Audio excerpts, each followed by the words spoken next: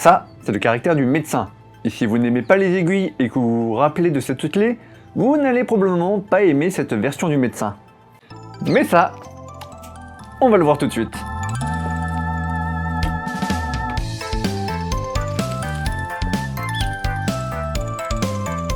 Cette fois-ci, c'est un peu la continuité du dernier cours. On va continuer de voir quelques caractères du N4, quand même avec des nouveaux éléments, faut bien vous stimuler un petit peu, et quelques petits caractères un peu plus complexes, donc accrochez-vous. D'ailleurs, je pense que c'est le temps de rajouter une petite nouvelle clé Bouchou, ça fait quand même un certain temps qu'on n'en a pas vu. Bon, et puis une pas trop dure cette fois-ci, on avait déjà vu la boîte que l'on représentait par un carton que l'on avait retourné. Cette fois-ci, c'est la boîte que l'on a renversée. C'est un peu pareil, mais sur le côté. Bon, cette clé est beaucoup moins fréquente que son homologue à l'envers, mais pour bien faire la différence, on tentera à chaque fois de mettre le côté renversé en évidence. Bien, attaquons. Commençons par le caractère qui représente la complétion. Donc par là, on peut entendre plusieurs sens.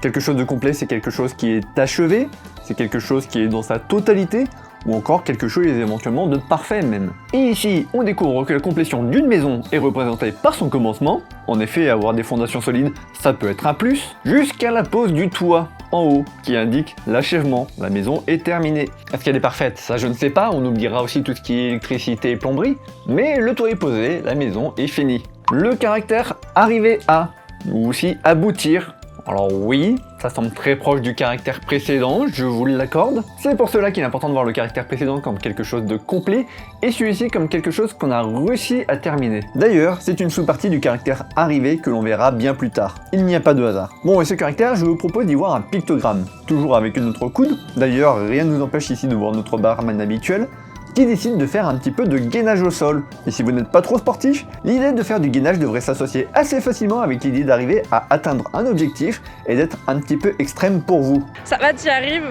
Oui, c'est pas si extrême, c'est l'aboutissement d'un long entraînement. Alors je vous l'accorde, ça aurait été mieux si le caractère était comme ça ou comme ça, mais croyez-le ou non, c'est à la patinoire que je rencontre le plus facilement des gens pour filmer mes bêtises. Et puis bon, ça reste du sol en quelque sorte quand même. Le caractère de la salle ou d'une chambre, et vous remarquerez que généralement, lorsque vous arrivez sous un toit, vous arrivez la plupart du temps dans une pièce. Ce qui peut d'ailleurs être aussi une chambre si c'est un studio. Bon par contre il faut oublier tout ce qui est pergola et autres dérivés s'il vous plaît. Le caractère toit, maison, mais que vous retrouverez beaucoup dans du vocabulaire avec son autre sens, celui de boutique. Et on voit ici notre boutiquier, malheureusement qui n'arrive pas à s'en sortir. Il décide donc de mettre un terme à tout ça en sautant du toit la corde au cou, et lorsqu'il arrive au bout, eh bien il ne reste plus qu'un cadavre. Bon alors même si je parle d'un toit très rapidement ici, ne mélangez pas avec le caractère précédent, là je parle de l'arrivée du cadavre. J'adore la manière dont je raconte ces histoires tout sourire. Le caractère être. Et difficile d'avoir un moyen mémotechnique pour celui-là. En effet, encore une fois, votre meilleure chance de retenir ce caractère, c'est d'avoir fait du chinois avant. En effet, en chinois, ce caractère a à peu près le même sens que la particule mot, à qui il ressemble un peu d'ailleurs. Sinon, je sais que beaucoup d'autres méthodes voient ici généralement diverses bestioles, par exemple en y voyant une gueule avec des crocs. Bon, je ne sais pas trop si ça peut vraiment vous aider, à part peut-être si vous faites partie de cette petite partie des viewers. Ah, ça y est, on est enfin représenté! Bon allez, un caractère plus simple quand même. Celui de la terre, du sol, souvent dans le sens géographique plus que de la matière. Et bon là, est-ce qu'on peut vraiment faire plus simple? Le sol est du sol. Le sol est littéralement du sol. Bon alors s'il vous plaît, je vous vois venir, n'essayez pas d'appliquer cette méthodologie à tout. De l'eau n'est pas de l'eau, du thé n'est pas du thé, un chat n'est pas un chat, et une épine dorsale n'est pas une épine dorsale. Non, ça n'existe pas. Et si vous préférez rester sur la bestiole vue précédemment, vous pouvez tout simplement imaginer qu'elle sort du sol. Le caractère autre, et il indique que je suis un homme avec un grand H, entre autres. Ou alors vous pouvez voir ici toujours qu'il y a votre homme et autre chose, ici votre bestiole.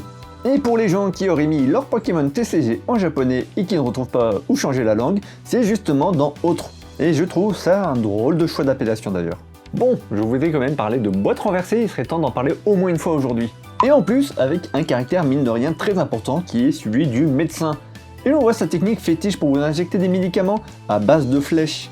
Bon évidemment, vous n'êtes a priori pas trop d'accord avec cette méthodologie et donc préférez partir rapidement, mais le médecin n'est pas de cet avis, il décide donc de vous pourchasser et il emploie un bon paquet de flèches et renverse la boîte les contenant. Le caractère de la famille et du clan, nous pouvons y voir ici deux flèches superposées, il s'agit en réalité du blason du clan, mais comme ils n'ont pas vraiment su choisir dans la direction des flèches, ils les ont juste posées en vrac l'une sur l'autre. Et enfin, un caractère que vous devez sûrement déjà connaître, au moins de vue, mais peut-être pas à retenir à cause de sa complexité, et c'est celui du voyage. Et en réalité, je ne vais pas forcément beaucoup vous aider là non plus. En effet, il est difficile de déterminer les clés dans ce kanji, mais on peut voir quand même que l'on prend la direction d'une sorte de tori un petit peu penchée, un voyage vers le pays du soleil levant en perspective. Voilà donc qui finit notre vidéo pour aujourd'hui. Désolé pour le manque de vidéos ce mois-ci parce que j'étais en feat avec Bobo le bambou sur le podium, ce qui m'a pris un peu plus de temps que prévu. Mais ne vous en faites pas, on continue et je vous souhaite d'ores et déjà un très joyeux Noël. Mais s'il vous plaît, n'oubliez pas tout.